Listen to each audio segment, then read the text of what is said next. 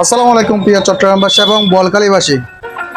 আজকে চলে আসলাম একটি ঐতিহাসিক হাটে। এই হাটটা হচ্ছে মুন্সির হাট। এটা থানার পরে অবস্থিত মেবি।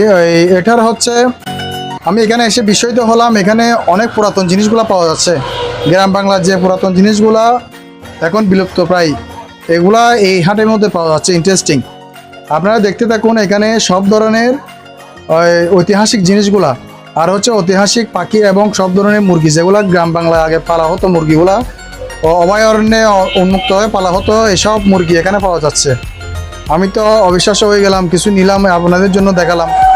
এখানে সব ধরনের পাখি, কবুতর এবং সব ধরনের কবুতর পাবেন।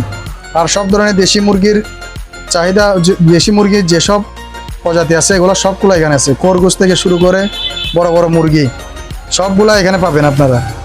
এই ঐতিহাসিক হাটটি হচ্ছে অনেক দিন পুরনো। এটার সম্পূর্ণ কী নাম আমি মেবি জানি না। আপনারা কেউ জানলে আমাকে জানাবেন, কমেন্টে জানাবেন এটা কোথায় এবং কী কারণে কী অবস্থিত এবং এর ইতিহাসটা একটু বলবেন। কেউ জানা থাকলে প্লিজ বলবেন।